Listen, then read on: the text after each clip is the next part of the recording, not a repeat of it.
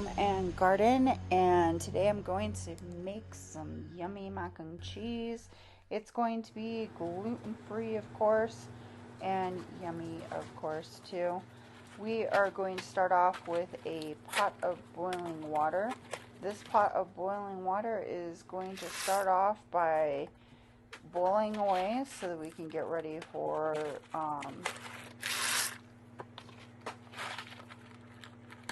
the rest of the pot. I did let it go for about 20 minutes or so, or until the actual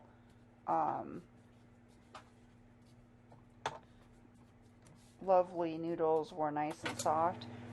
You can transfer this into another area. I would definitely advise it, especially if you are going to be getting ready to use the same pot for the cheese sauce.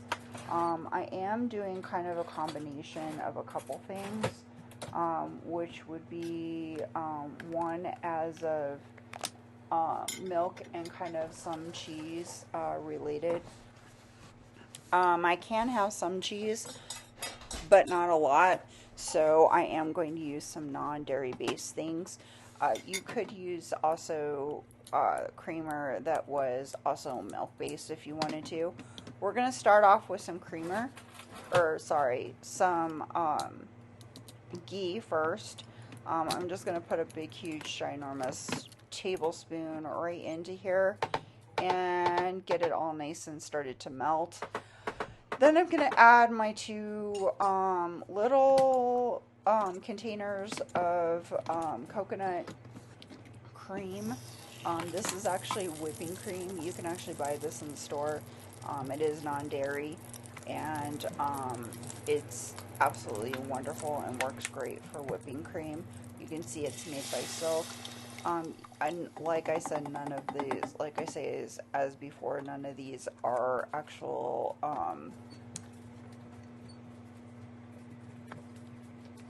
affiliated with us, but there's two of those in there. And then we're going to get out our coconut cream. I think I put like 3 cans of the coconut cream. Was melting a bunch of the trying to melt it all together basically and get that ready to go. The other thing is that I did have a difficulty with my cans today. Looks like I need to get a new can opener also, but basically just put the cream part in here and don't put any of the water. Lately I've been getting all these coconut cream cans from Costco, and they have not had any water in them, so that's been kind of cool. So it's been saving me a lot of time. So I've basically been dumping the whole entire can of cream in there after it's been in the refrigerator for 24 hours. If you have regular cream, you could probably put one of those big ginormous creams in there. You probably don't have to do all this extra stuff that I did, but it actually made it taste really, really yummy. And the mixture of the regular cream, or I should say dairy-free cream, and the mixture of the non made it so good. Or the cheese, the regular cheese, which made it so yummy and good. This whole thing was really delicious. I think you guys should try making it at home, definitely.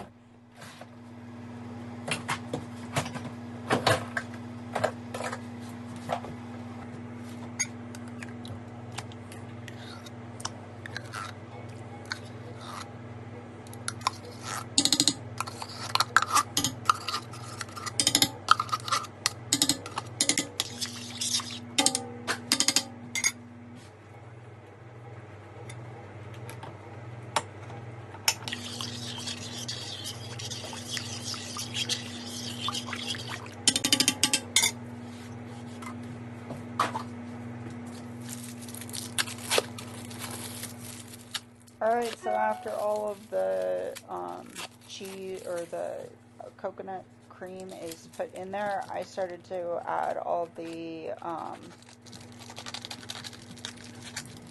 coconut or the actual cheese in there. You can do as much as you want. I think I did like 10 slices of American cheese, and then I did a mixture of that, and I put pepper jack about the same amount in both, which it actually came out way nice. If you want to, you could add some green chilies to this. It actually would make it taste good. I didn't think about that.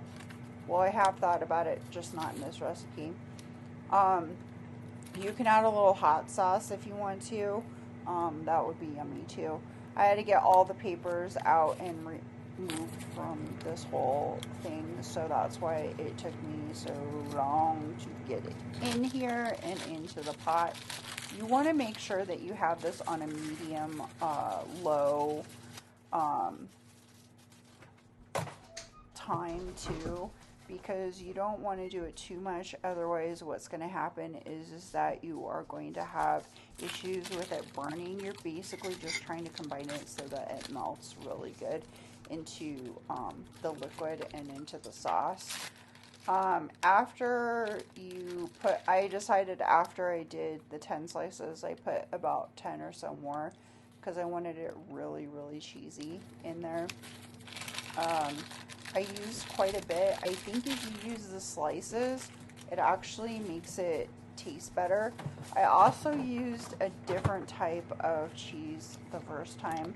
I used a natural cheese, and then the other time I used some other kind from Costco. It was kind of a mixture because I had bought it from before, but you guys can do whatever you want. You are going to need to salt this, and you might have to salt it in layers, and then you might have to put some more salt on it later. I did put broccoli in here, and then I dumped it all in there, and then I was like, oh, you know what, I want this chopped up, and then I chopped it up for way too long. So you probably want to pulse this on the blender, that way that it's in little pieces. That's why I ended up taking it out. Actually, if you want to put a little bit of cream in with the broccoli, it might actually mix better into the mixer anyway. These are frozen. I kind of almost wish I wouldn't have pulverized them so long, because then they would have been like more like little pieces. I kind of also wish that I would have like cut the kale a little bit more. There's a lot of kale. I mix kale and broccoli in it, but you know what? It tastes really good either way. It might have actually made it so that it cooked a little bit longer, but even raw kale with this would have been fine too if you mix it in. I've done that before. So you can see I'm trying to set up the camera here. We're going to do that kale bunch right there and get that all ready and chopped up too into little pieces. That way we can get that into the pot also. It is pre-washed. Don't worry, I do wash all of my stuff when I get it from the grocery store. I try to make it as small as possible. Make sure you have a good, nice, sharp knife for this. I cut it all into little pieces, and then I was running back and forth between here and the pot to go ahead and put those in. I kind of wish, like I said, I would have chopped again during this to chop it up more and to finely chop pieces of kale. It would have been a lot tastier and more appetizing, and then cutting off the stems a little bit more. But it's okay. It tasted fine anyway. I really enjoyed it. And actually, I have some left over that I might actually eat later this weekend, which would be quite yummy. You could actually make this for Thanksgiving if you wanted to. There's the broccoli that I pulverized. Like I said before, I would probably even get a bigger bag of broccoli. They didn't have any big bags of broccoli at the store either, so I'm just working with stuff that I could use at this point in time. I know that you guys have probably been trying to also work at different locations that you guys are in right now. with whatever you have available. And that's basically what I was trying to do too. So after you got this whole entire thing into the pot and ready to go, it is time for stirring everything together. So basically I'm just stirring everything in there except for the noodles at this point in time. I'm trying to push everything down and try to scrape the bottom as much as possible, but also keeping everything on a low heat so that I can get all of the stuff off of the bottom, make sure it doesn't burn. I did take all the noodles out of the colander and stuff them all in there after all the kale and the broccoli was put in. At the bottom of my little stone dish over here, I think this is from Pampered Chef actually. I love them. I love their pizza stone thing too, which I've always wanted to get one of those and never did. I just got one of these because that was all that was available at the time. You want to make sure you stir this, and then you want to put a little bit of ghee in the bottom of the pad of that container dish. It does not matter, you know, you can melt it if you really wanted to. It kind of melts already in there because it's been sitting there, and the ghee's been sitting out, and it won't matter anyway because it's probably going to melt. One of the other things that I did was take some pork belly and put that into the oven. You can see that the oven timer is on down in the lower left kind of area by my hand. I salted some, and I didn't show it on here, but I salted it, and I probably put it in at 350, 400 for about an hour, couple hours. Watch it though, because it will burn if you're not careful, especially at 400 degrees. And